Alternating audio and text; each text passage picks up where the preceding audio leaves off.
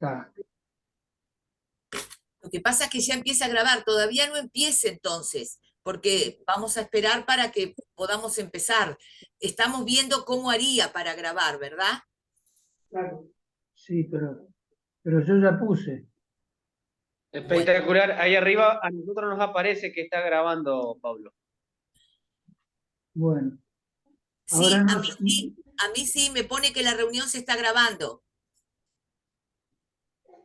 Espectacular. Claro, lo que decíamos que no se empezara a grabar ya, Claro. por sí, claro, para esperar un poquito, pero bueno, el tema eh, que si después me pasa a mí para seguir como anfitriona, para compartir pantalla, Pastor, no sé si va a seguir, se va a seguir grabando. No sé. Ahora, no me aparece a mí ahora la opción de pasar a usted como Claro, anfitriona. claro, eso es lo que a mí tampoco me aparecía. Yo me acordé y vi que solo pasaba eso. Ahora está grabando. Todo esto que estábamos hablando está grabándose. De tener el video. Ahí está, yo creo que sí, que sería Ya conveniente. ya lo detuve.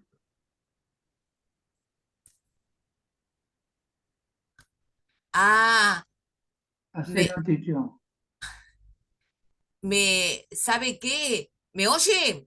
Sí, Sí, lo que ahora a mí me sale es de que el anfitrión detuvo el video, ¿verdad? sí. Y, a ver, Y ahora pongo, desea cambiar el anfitrión a Grisel Pereira y sí, le sale eso. ya ahora lo puse. Ajá.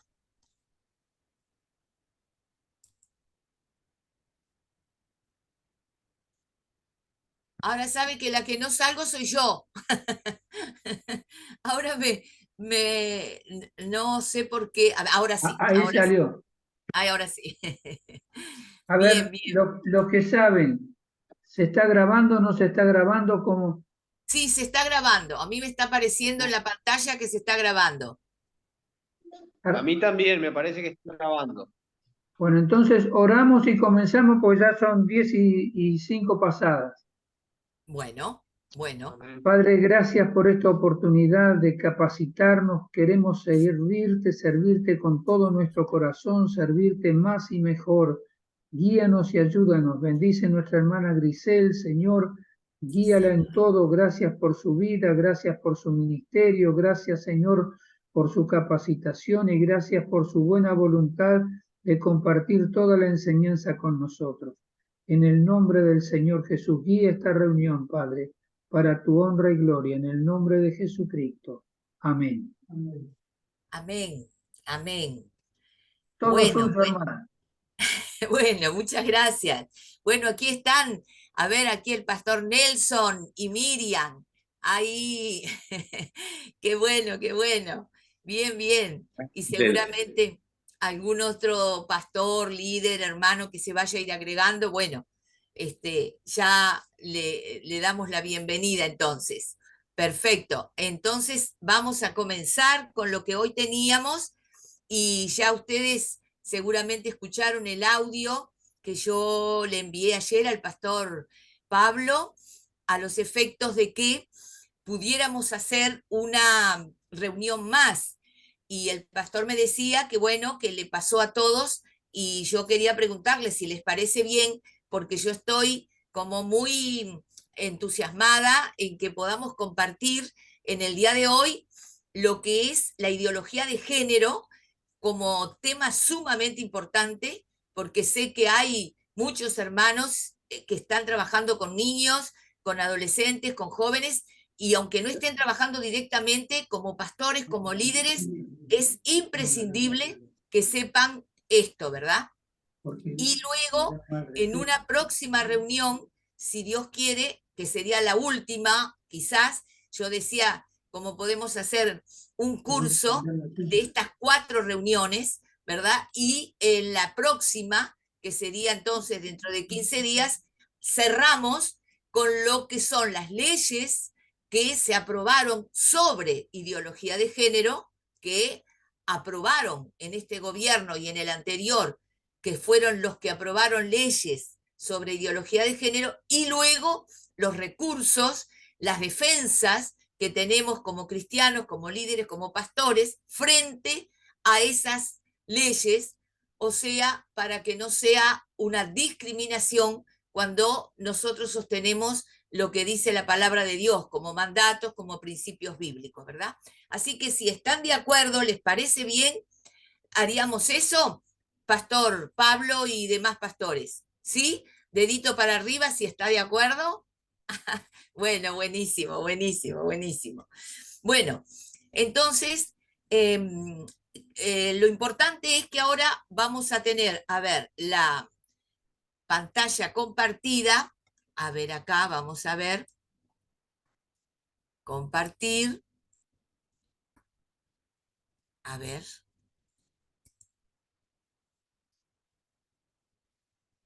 Estamos buscando el material.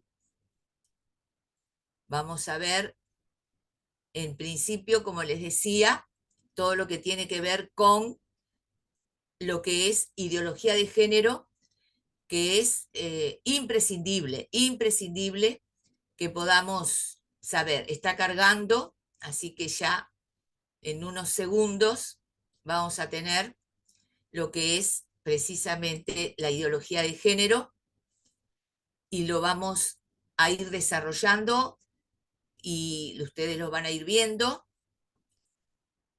Bueno, acá, a ver, ahí estamos viendo y a ver, ahí está, perfecto. Bueno, muy bien. Entonces, vamos a ver, ideología de género. ¿Qué es? Ustedes recuerden que este material, Dios mediante, lo van a tener, ¿verdad? Porque se sigue grabando. Así que se les va a pasar después el link, como de la reunión anterior, para que todos lo puedan tener. ¿Qué es entonces?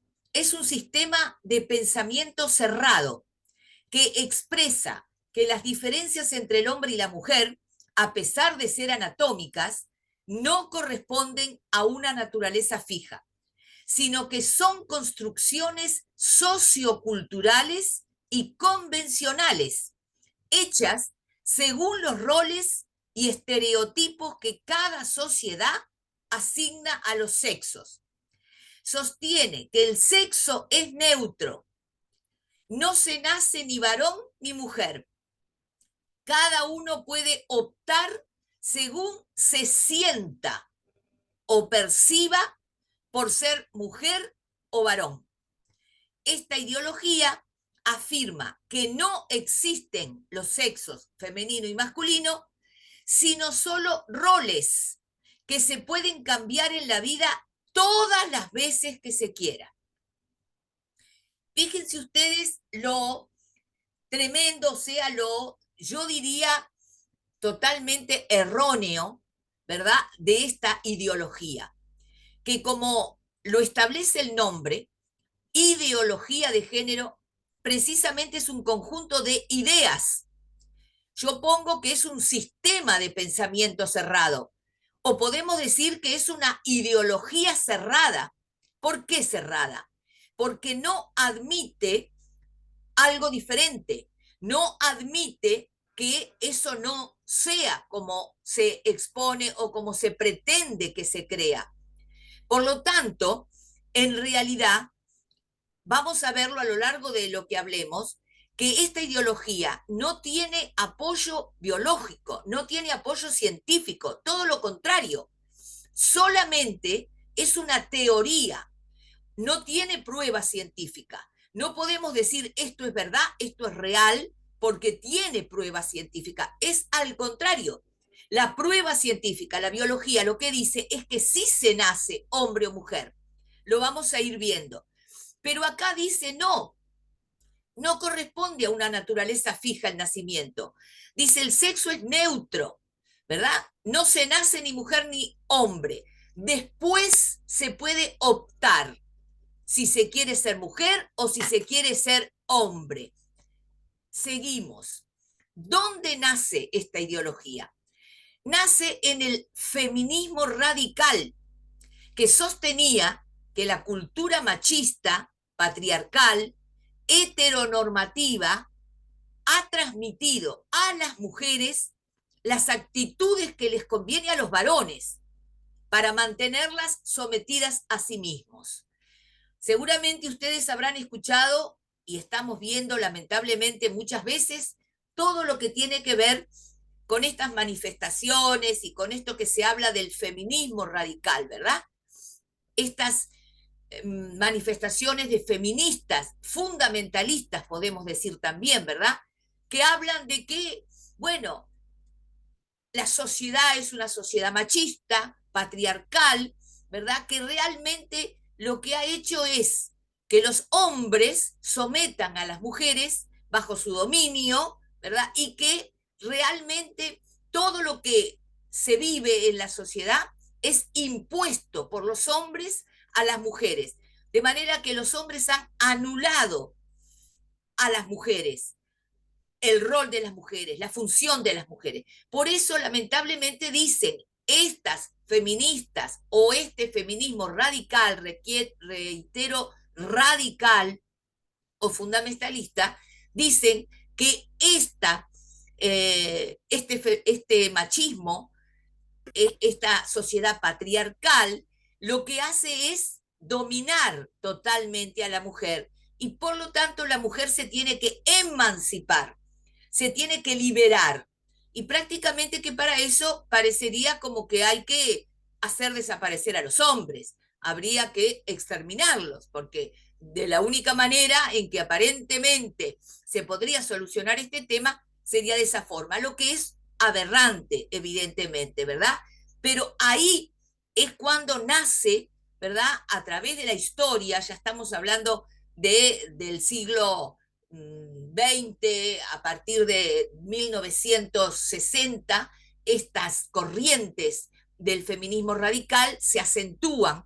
Ya viene estas ideas de mucho anterior, muy ya años anteriores, a 1960 aparecen las primeras mujeres que hablan de este tema, pero a partir de esa época o de ese año se radicalizan más y comienza todo este movimiento, obviamente que esto ustedes ya saben, en Estados Unidos, en Europa, en países nórdicos, y después aquí llega muchos años después.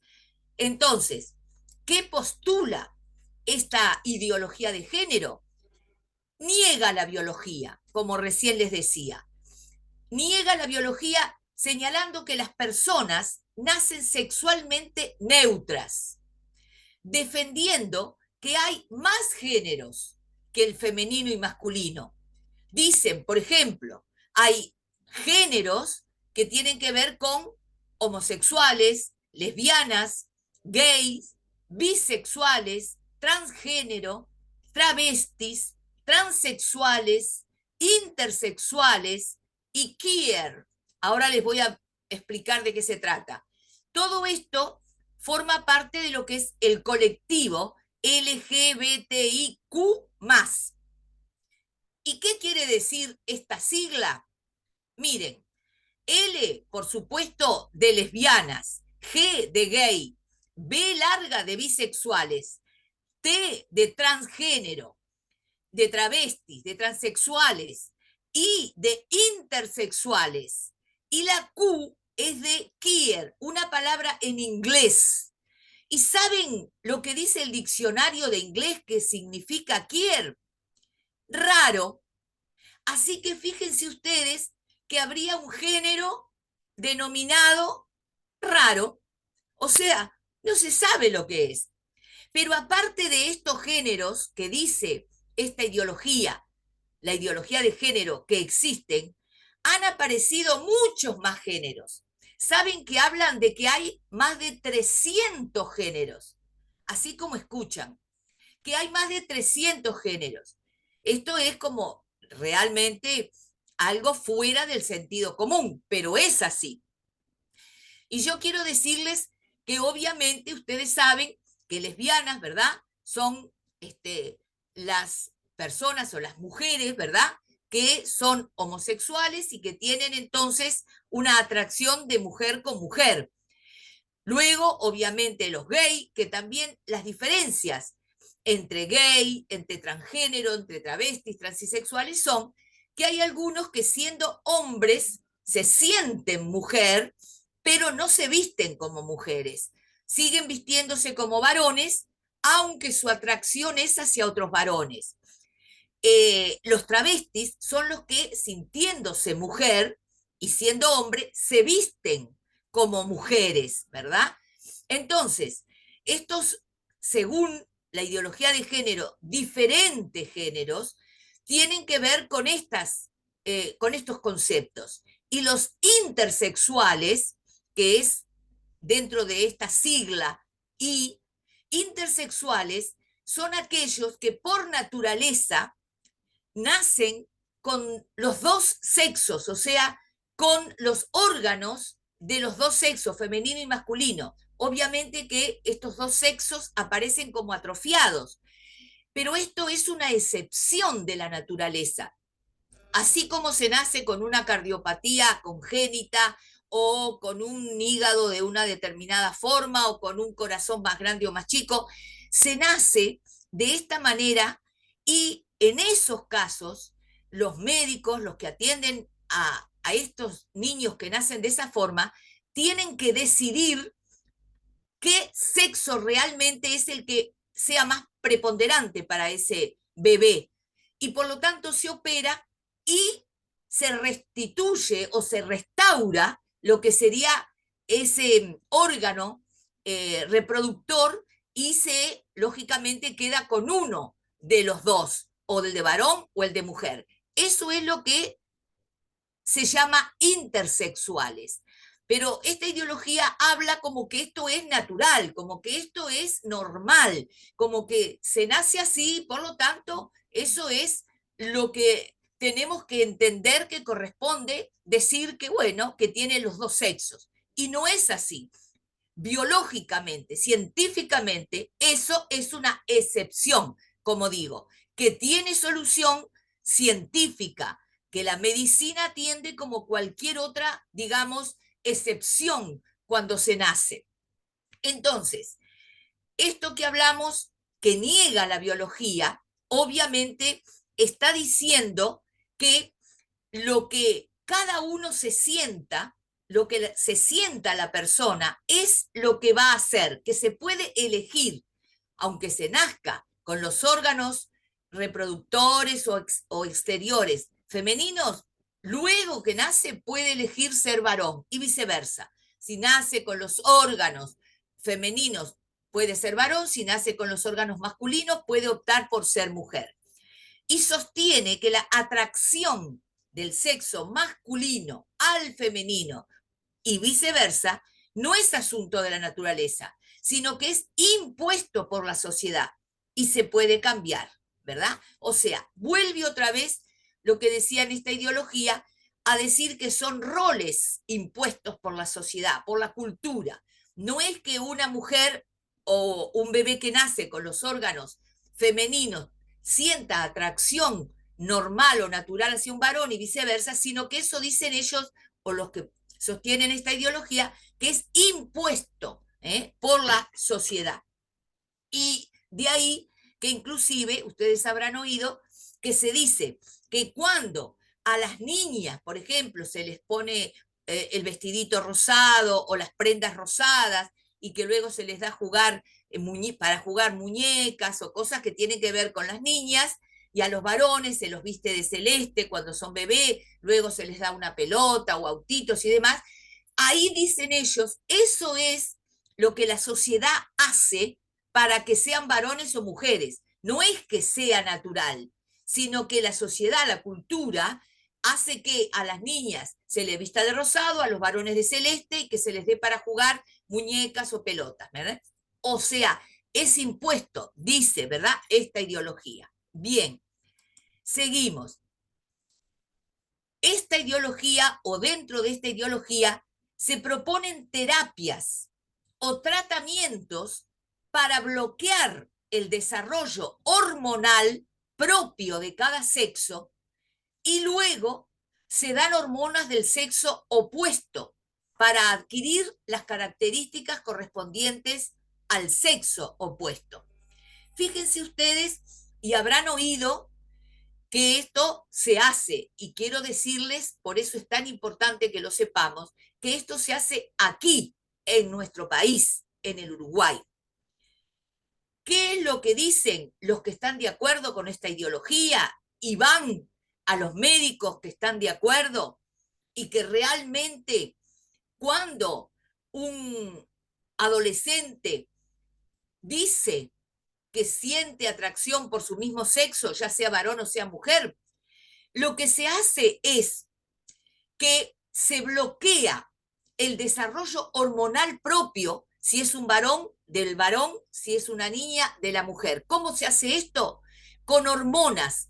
Por ejemplo, se bloquea el desarrollo de las hormonas de una niña, ¿verdad? Se le impide entonces que la niña se desarrolle, se impide la menstruación, y en el caso del varón se bloquea, ¿verdad? Hormonalmente el desarrollo del varón como tal, hasta que una vez, ¿verdad? Que pasa la adolescencia, ese tiempo del desarrollo, entonces se le empiezan a dar hormonas del sexo opuesto.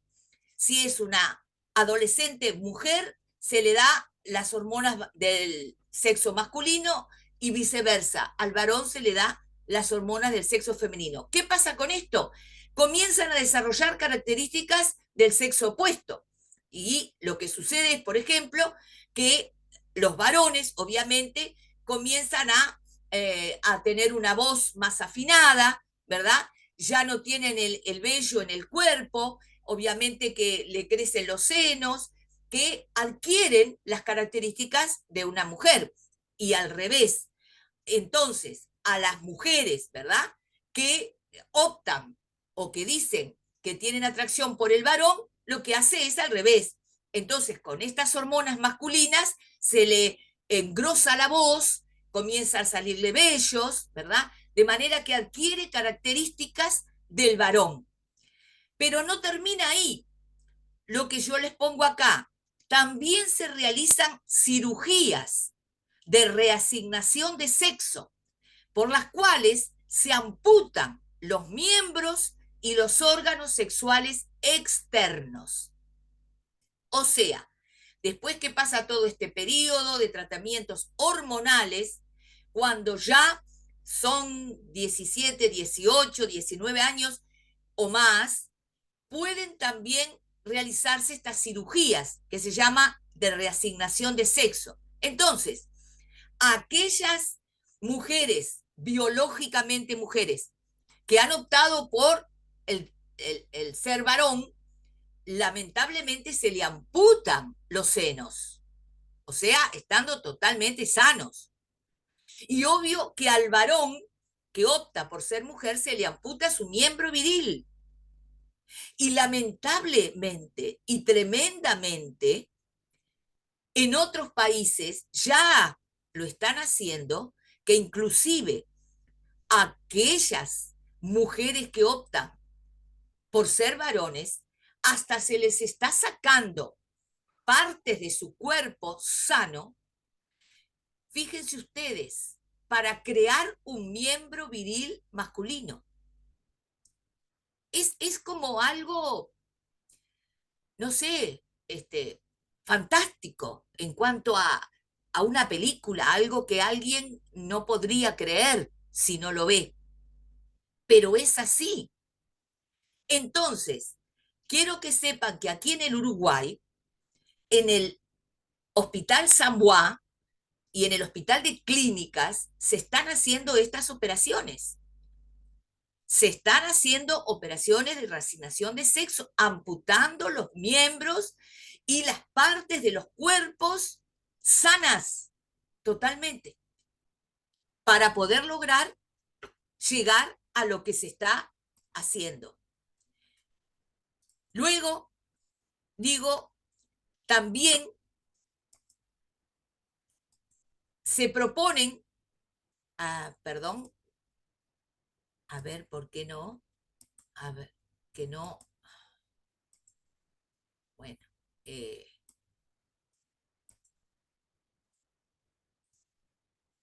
no me responde para lo que continúa aquí. ¿Qué dice la biología? La biología es algo que lógicamente no podemos negar porque es la propia ciencia. Biológicamente, los cromosomas XX que corresponden a la mujer y XY al varón son naturalmente los que vienen con el nacimiento. Pero además existen otros cromosomas que también diferencian a los varones de las mujeres. Tanto que los científicos sostienen que cada célula del cuerpo humano puede definir si se es varón o si se es mujer. Por lo tanto, se podrá cambiar externamente, pero interiormente se sigue correspondiendo con el sexo biológico de nacimiento. Y tanto es así que los científicos, como decimos, aquellos que están en el tema y estudian, nos han dicho que si en un lugar cualquiera se analiza una gota de saliva de una persona que no se sabe quién es, el que esté haciendo ese análisis en el microscopio, con solo ver esa gota de saliva, va a decir si es una mujer o si es un varón. ¿Por qué? Porque las células son totalmente diferentes. Las células tienen un núcleo diferente, tienen la forma de presentarse en el microscopio, hace que esa persona, ese científico, ese estudioso sepa, aunque no sabe de quién es esa gota de saliva, que es una mujer o es un varón. Obviamente, si se analiza una gota de sangre, si se analiza un cabello, cualquier parte del cuerpo habla de que es una mujer o que es un varón. Por eso, evidentemente, que nosotros como cristianos sabemos que Dios no se equivoca.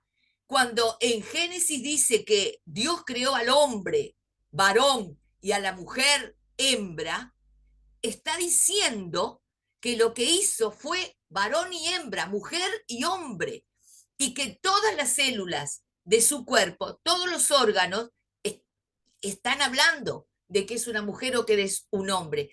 Y no suficiente con lo que interiormente es, exteriormente Dios nos hizo diferentes y con funciones diferentes.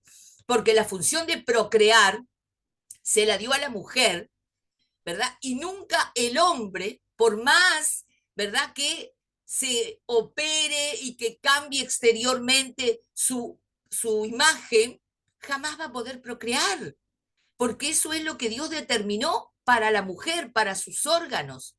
Y eso es lo que no podemos dejar de reconocer y lo que lamentablemente esta ideología niega.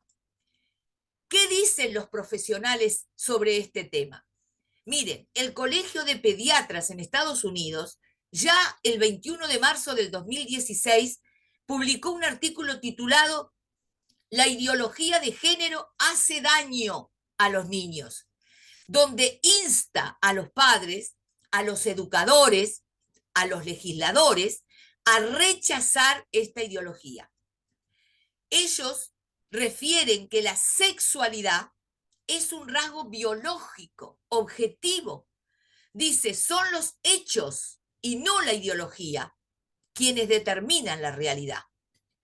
Fíjense que son pediatras.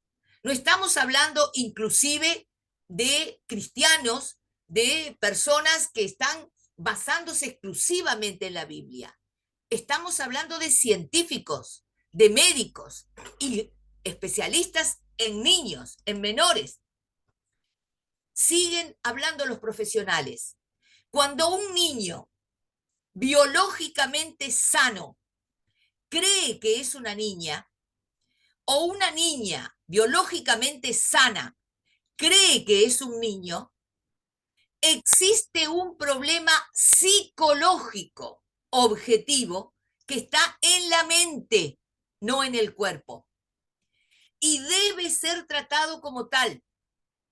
Para el Colegio Americano de Pediatras, estos niños sufren disforia de género, se llama así, que es un trastorno mental reconocido en la más reciente edición del Manual Diagnóstico y Estadístico de la Asociación Americana de Psiquiatras.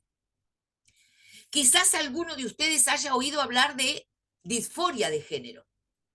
Para aquellos que no lo han oído, les cuento que así se llama cuando normalmente es en la edad de la adolescencia que un grupo muy menor de adolescentes en el mundo, estadísticamente es un porcentaje mínimo de adolescentes que pueden tener alguna confusión en esa etapa de la vida, donde precisamente como adolescentes, y como lo dice la palabra, adolecen, y adolecen de muchas cosas, hay una confusión en muchísimas partes de su cuerpo, de su mente, de su intelecto, de todo su ser. En esa etapa hay algunos que se sienten confundidos y pueden decir, si son varones, como que no tienen esa seguridad total de la masculinidad. Y si son mujeres, al revés, de su femineidad. Pero eso los psiquiatras, los pediatras dicen, es normal que suceda en esa etapa. Y por lo tanto, una vez que pasa esa etapa de la adolescencia, esos niños o esos adolescentes, varones o mujeres, solucionan su problema absolutamente. Por eso, vamos a ver acá qué dicen. Dicen que de acuerdo con el manual citado antes, lo que recién dije, y según el Colegio de Pediatras de Estados Unidos, hasta el 98% de los varones, fíjese, casi el 100%, y el 88% de las niñas con disforia de género, o sea, que se han confundido, se sienten confundidos en esa etapa, aceptan finalmente su sexo biológico tras superar la pubertad. Los pediatras afirman que los niños que utilizan durante la pubertad bloqueadores, como recién hablamos, para suplantar al sexo opuesto, requerirán durante la adolescencia hormonas del sexo opuesto y estas se asocian con riesgos peligrosos para la salud, como presión arterial alta, coágulos de sangre, accidente cerebrovascular y hasta cáncer. Quiere decir entonces que, como les decía, cuando sucede esa etapa de la adolescencia, que pueden una minoridad muy pequeñísima, un % muy pequeño en el mundo, sentir esa confusión. Fíjense ustedes que en los varones casi el 100% pasó la pubertad, que sea, digamos, esa etapa del desarrollo donde ya adquieren lo que sería la adultez, donde ya el cuerpo se transforma para ser justamente para poder reproducirse. Cuando pasan ya esa época, esa edad, ya su cuerpo biológico coincide con su mente coincide perfectamente con su sexo biológico. Y en las niñas, un 88% que han tenido esa confusión llamada disforia de género, también le sucede lo mismo. Se adecua su mente con su cuerpo biológico. Y en el mínimo porcentaje que no haya una total identificación de la mente con el sexo biológico, para eso están los terapeutas, los psicólogos, para eso están los expertos, los médicos, los pediatras, que son los que, mediante las hormonas correspondientes, si es una niña, hormonas femeninas, si es un varón, hormonas masculinas, van a rehacer exactamente y tal cual corresponde su mente con su sexo biológico. O sea, tiene la solución científica, biológica, sin necesidad de ninguna otra cosa. Por el contrario, cuando esos niños o adolescentes con disforia de género comienzan a darse las hormonas del sexo opuesto, como recién veíamos, eso va a traer unas consecuencias terribles. Eso está estudiado por los propios médicos, por los sexólogos, que dicen que cuando se dan hormonas del sexo opuesto a los adolescentes y a los que luego pasan la adolescencia, eso acarrea riesgos, como decíamos, que puede ser en una presión arterial alta, que se originan coágulos de sangre, que pueden tener accidentes y de hecho lo tienen, cerebrovasculares y hasta cáncer. ¿Y saben qué? Estadísticamente también los que han hecho esto, como ahora lo estamos viendo, hasta llegan al suicidio cuando ven que no tienen solución porque no es lo que realmente ellos querían. Se dan cuenta después, tarde, y no pueden volver atrás.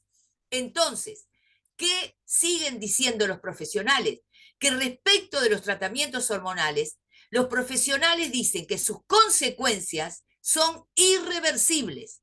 Por lo tanto, si se comienza a temprana edad, tanto de la niñez como de la adolescencia, a darse hormonas del sexo opuesto, el riesgo es muy grande, porque si se arrepienten luego, no pueden volver atrás.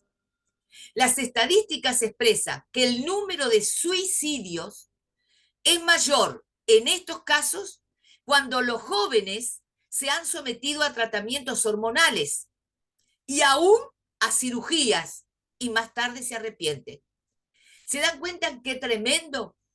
Que no solo cambian su característica total de su cuerpo con hormonas, sino aún aquellos que llegan a operarse y después se arrepienten. ¿Qué camino les queda? ¿Qué salida? Lamentablemente es la de quitarse la vida porque no pueden volver atrás. Y de hecho, miren que hay muchísimos casos en muchísimos países donde esto ya hace muchos años, más que en Uruguay, que se está llevando a cabo, las estadísticas de los suicidios, por eso como decían, recién veíamos, aumentaron en un 20% más que los suicidios que tienen cualquier otra causa. Fíjense ustedes si será lamentable. La ideología de género es una ideología, como decía yo al comienzo, porque es una construcción intelectual que busca modificar la sociedad a través de la intervención política. O sea, como lo dijimos, es un conjunto de ideas, es un pensamiento cerrado que busca que se modifique la sociedad a través de la intervención política. ¿Y por qué decimos de la intervención política? Porque lo que la ideología de género busca en el Uruguay, como en todos los países en donde se ha dado y es prácticamente en todo el mundo, se hace a través de las leyes, como vamos a ver, si Dios quiere, en la próxima reunión. ¿Cómo se implanta? ¿Cómo se pone, se hace práctica en los países? A través de las leyes. Entonces, esto es una intervención política, porque se convence a los gobiernos, a los diferentes países, a los estados, ¿para qué? Para que se aprueben estas leyes.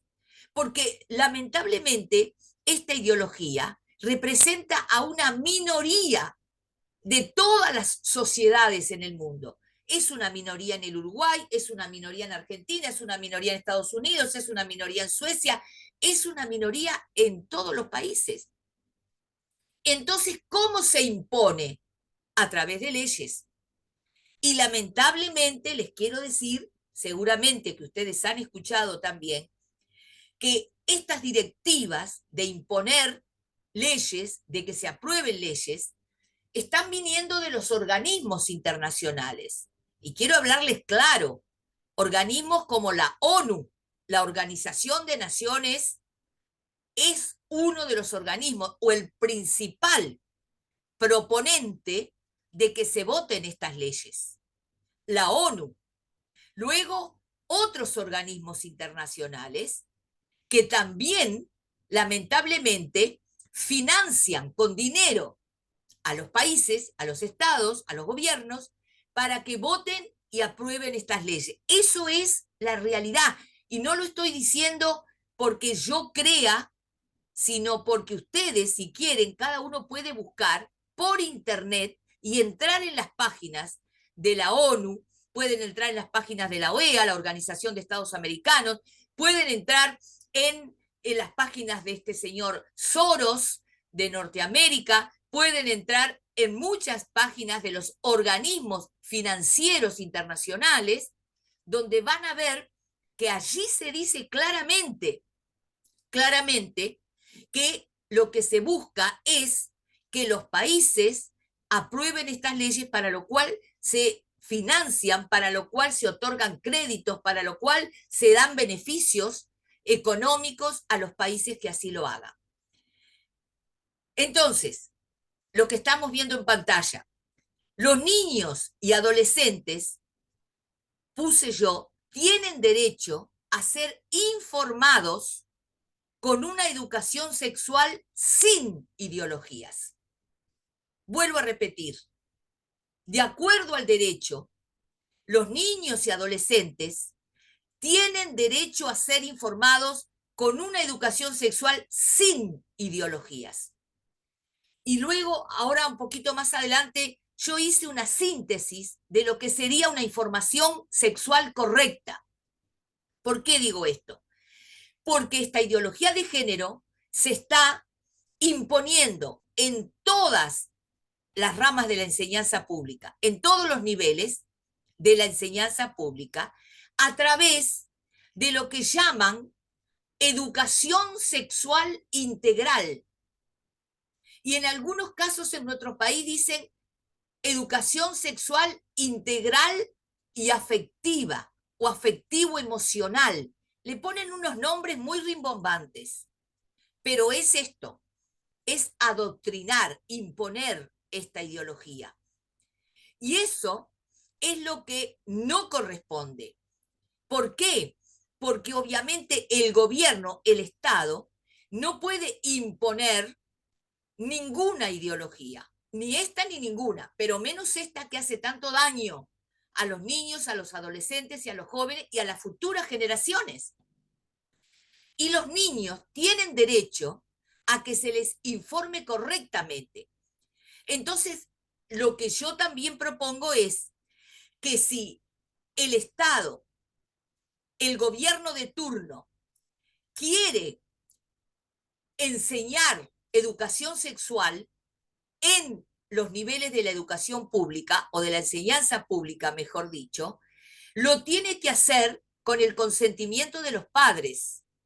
Lo que tiene que hacer es pedir autorización a los padres para que, si están de acuerdo, puedan enseñar educación sexual, pero no ideología de género, porque esto no es ni científico ni biológicamente comprobable. Debería enseñarse una educación sexual correcta, que lo vamos a ver enseguida. Por lo tanto, acá también los niños tienen el derecho a reclamar, los adolescentes tienen el derecho a reclamar que se les enseñe o se les instruya en una educación sexual correcta. Y los padres son los que tienen el derecho, como hemos visto en la reunión pasada, de educar a los hijos, y educar significa transmitir también esta educación sexual. Y por otro lado, como tienen aquí frente a ustedes, los docentes también, y acá tengo docentes que están escuchando, tienen derecho a recibir capacitación no ideologizada ni parcial. ¿Para qué? Para optar libremente qué y cómo enseñar. Y aquí también entra lo que es la libertad de cátedra. O sea, acá tenemos las dos posiciones, la de los niños y adolescentes, que tienen derecho a ser enseñados y recibir una educación sexual correcta, en todo caso, si el Estado pretende hacerlo con el permiso de los padres, Pero también los docentes tienen derecho a recibir una capacitación que no sea una ideología. Y seguramente maestras, directores, profesores saben de lo que hablo. ¿Por qué? Porque actualmente y desde los años anteriores que se introdujo la ideología de género en la enseñanza, a los docentes se les está dando y se les dio cursos para que enseñen esto, para que hablen de la ideología de género. Obviamente hay docentes que están de acuerdo, pero hay otros que no. Y por lo tanto, es un derecho de los docentes que si bien se les quiere capacitar para enseñar lo que es una educación sexual, lo hagan de una manera científica, no ideológica. Pero también yo les pongo acá, los docentes tienen un derecho consagrado en la Ley de Libertad de Cátedra. ¿Qué es la Ley de Libertad de Cátedra para los docentes? Es el derecho que tienen por ley, y en nuestro país existe, de que los docentes, maestros, profesores, lo que fuere, tienen obligación de enseñar lo que el programa establece, el programa obligatorio de enseñanza primaria, secundaria, UTU, lo que fuere, pero también la libertad de cátedra les da el derecho a esos docentes a que puedan exponer opiniones o posiciones propias. Por lo tanto, tienen la posibilidad de poder enseñar lo que tienen obligación de enseñar de acuerdo a los programas que el Estado le impone, pero también haciendo uso de la libertad de cátedra pueden poner sus posiciones como otra posición o como otras posiciones. ¿Se dan cuenta? Y eso no se habla, de eso no se enseña, no se dicen estas cosas. Por eso yo les comento, porque yo integro un grupo de docentes cristianos, Nehemías, donde estamos dando hace muchos años estos seminarios, estos talleres, para que también entiendan lo que pueden hacer y están haciendo uso de esto. Y gracias a Dios ha dado resultados positivos, tanto para los niños, adolescentes y para los padres que están reclamando el derecho que tienen, como para que los docentes también puedan reclamar ese derecho que les corresponde. Y complementando lo que les estoy diciendo, también, tanto para los educandos, para los alumnos, como para los docentes, quiero decirles que tenemos una ley que es vigente, que está aplicándose, que debe aplicarse, es la ley de educación que tenemos en el Uruguay, ley 18.437 del año 2009, cuyo artículo 17 dice de la laicidad y dice que el principio de laicidad asegurará el tratamiento integral y crítico de todos los temas en el ámbito de la educación pública.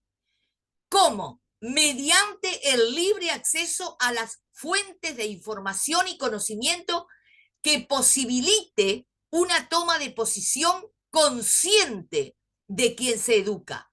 Y miren lo último, se garantizará la pluralidad de opiniones y la confrontación racional y democrática de saberes y creencias. Esto que dice la ley es correcto, pero no se aplica. Hay que hacerlo aplicar. Por eso hablo a los padres, a los mismos docentes. Tiene que hacerse aplicar. Acá la ley está diciendo que se debe garantizar la pluralidad de opiniones, o sea, todas las opiniones que hay sobre un mismo tema. Y se debe garantizar la confrontación racional y democrática, o sea, una confrontación correcta, democrática, con diversidad de opiniones. Y dice confrontación racional y democrática de saberes y creencias. Fíjense ustedes, las palabras que usa la ley. Saberes es conocimiento, pero creencias también. Aquí hay que admitir que en la propia enseñanza pública se debe hablar de las creencias, porque estamos en un país donde la Constitución dice que es un Estado laico, Pero laico, amados, quiero que sepan que no significa ateo, no significa antirreligión, no significa que se niegue a Dios. La laicidad justamente es la posición que dice que todos las ideas, las corrientes, los pensamientos, las ideologías, las filosofías sobre un tema se tienen que dar. En eso consiste la laicidad. Si hablamos del sexo, obviamente que no tenemos aquí diversidad. ¿Por qué? Porque el sexo biológicamente y científicamente, como dijimos, es uno y punto. Pero si se quisiera hablar de algo diferente, por ejemplo, de esta ideología de género, entonces podría, aunque es una teoría que no está probada científicamente, se podría decir que hay una ideología, la ideología de género, que dice tal y cual cosa, pero no puede negarse que se tiene que decir que biológicamente, científicamente, se nace hombre o mujer por tales y cuales razones. En este ejemplo que les pongo, no hay muchas más posiciones, pero sí o sí no puede admitirse que se tenga la ideología de género desde el punto de vista sexual como única y se esté imponiendo y adoctrinando a nuestros niños y adolescentes, donde ya parte de esta generación fue adoctrinada, y qué hablar de las generaciones futuras. Si no sabemos esto que ahora estamos hablando, no podemos levantarnos, levantar nuestra voz y decir lo que tenemos para decir. Y nosotros como cristianos, primeramente, obvio que tenemos lo que dice la palabra de Dios. Como recién decía, lo que dice Génesis, el hombre y la mujer fueron creados como dos sexos diferentes por Dios. Pero aquí les estoy mostrando la parte legal, donde también las propias leyes dicen que se debe enseñar o se debe poner delante de los discípulos, de los alumnos, de los educandos, las diferentes posiciones que existen. Por lo tanto, hay que conocer estas cosas para que se puedan hacer valer. De manera entonces que, como les quería dejar bien claro, esto que significa la laicidad. Lo que lamentablemente en nuestro país se practica no es la laicidad, es el laicismo. Y aunque son palabras muy similares, parecidas, no es lo mismo. Laicismo precisamente es una doctrina que niega la existencia de Dios. ¿Escucharon? Laicismo es una doctrina que niega la existencia de Dios. Y lamentablemente eso es lo que se practica en nuestro país. Y eso es equivocado, eso es erróneo. La laicidad es la posibilidad y la obligación de presentar todas las posiciones, repito, todas las ideologías o toda la filosofía o todas las pruebas sobre un determinado tema. Y por más que digan que nuestro Estado es laico, yo les reitero, laicidad no es ateísmo, no es antirreligiosidad, no es negar a Dios. Eso es laicismo. Y eso no es correcto, e inclusive nuestra Constitución, en el artículo 5, donde se establece la libertad de religión, dice que nuestro Estado, el Estado de la República Oriental del Uruguay, no tiene una religión determinada. Eso significa que hay libertad de religión. Obvio que podemos y tenemos la posibilidad de practicar religión cristiana, los budistas la budista, tales o cuales los otros, pero todas las religiones. Y por eso digo, no es que no se pueda hablar de Dios o de religión en la escuela, en el liceo, en los centros de enseñanza. Eso es equivocado y hay que desterrarlo. Hay que decir las cosas como son y las leyes que nos amparan, tanto para los maestros, profesores, directores o quien fuere, que la enseñanza pública sepa y que tengamos las herramientas para hacerlo saber. Y por eso aquí les puse un resumen muy sintético, ¿verdad? De lo que sí sería la educación sexual correcta si el Estado quisiera o pretendiera enseñar educación sexual, y reitero una vez más, siempre con el consentimiento de los padres, porque la educación es un deber y un derecho de los padres. Aquí pongo entonces, ¿qué podría ser una aproximación de una educación sexual?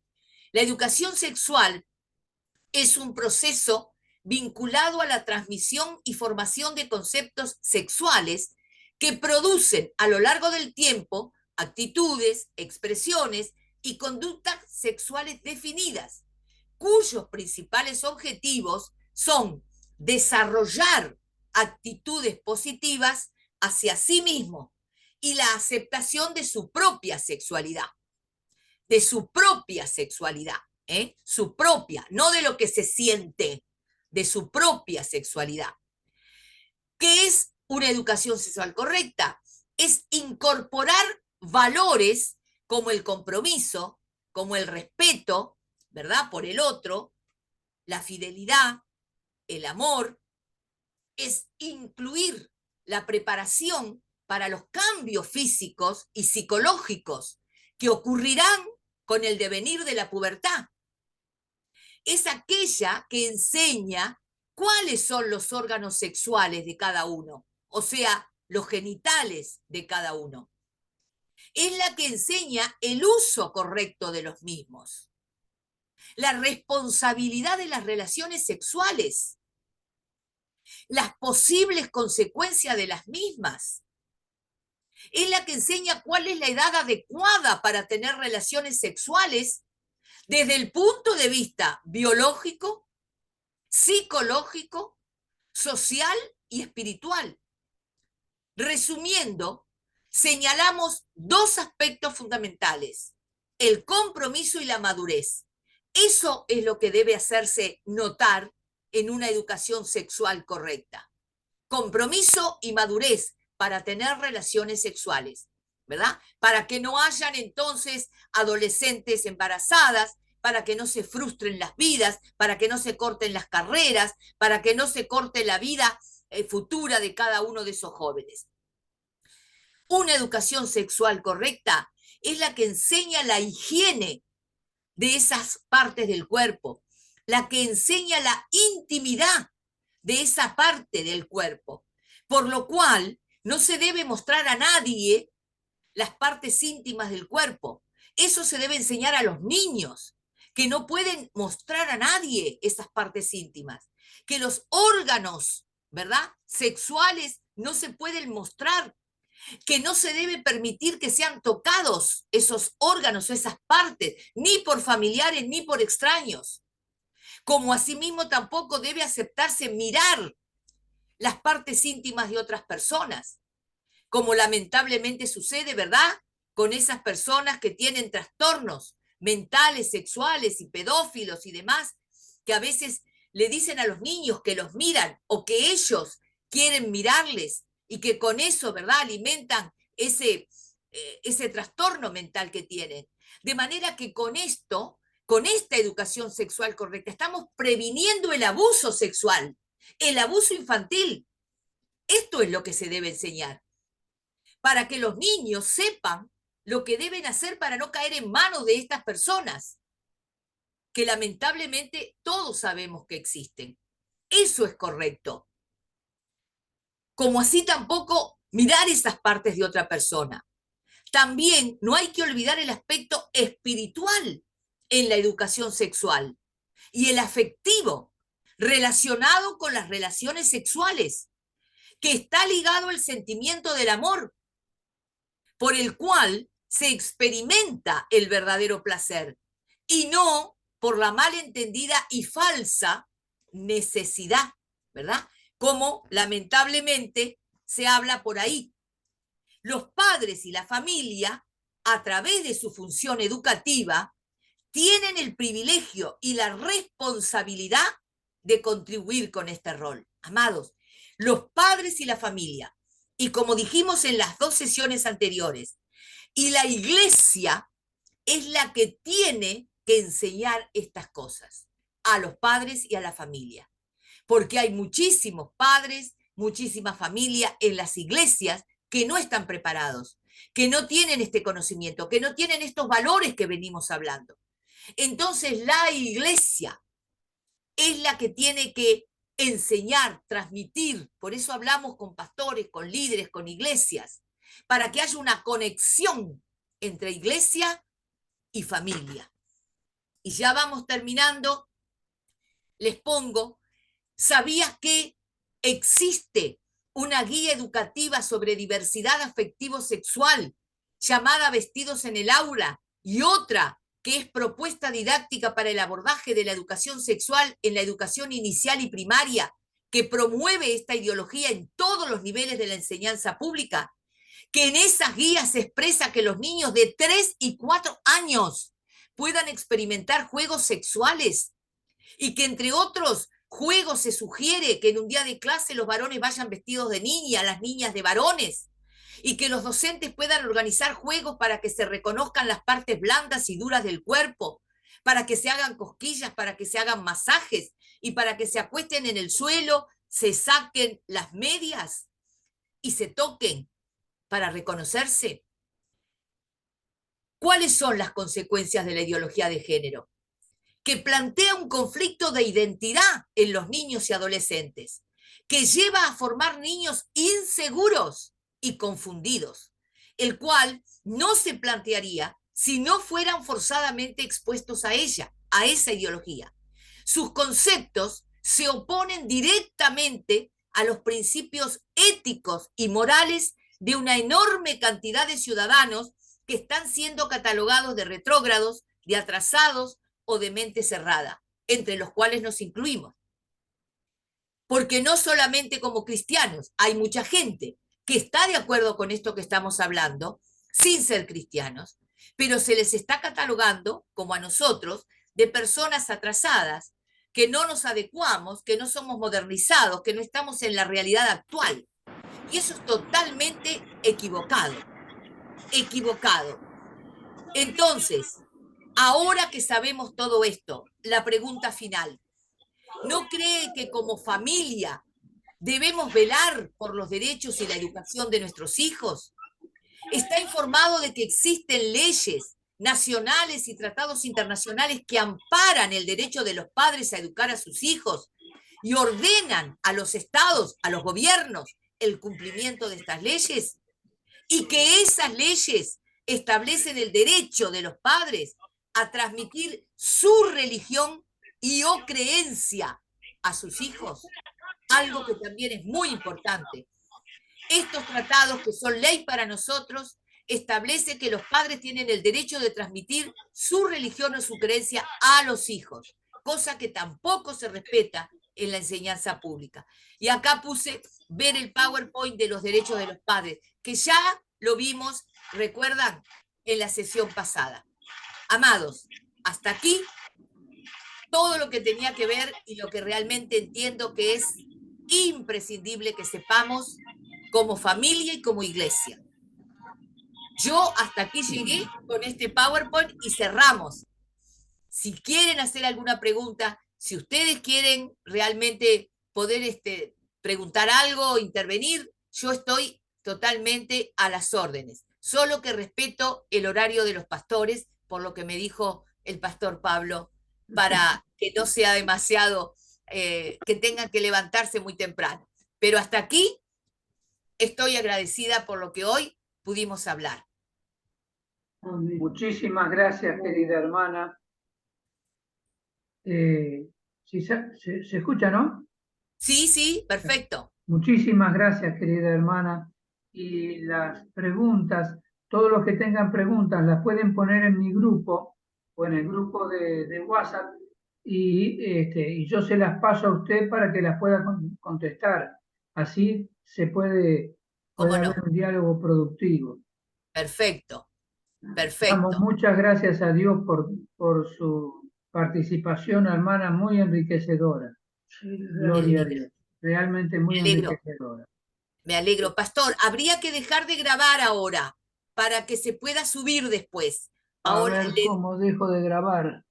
allí mismo, donde puso grabar, creo que si usted ahí hace clic, le va a aparecer dejar de ¿Dónde grabar. dice detener grabación? A ver acá.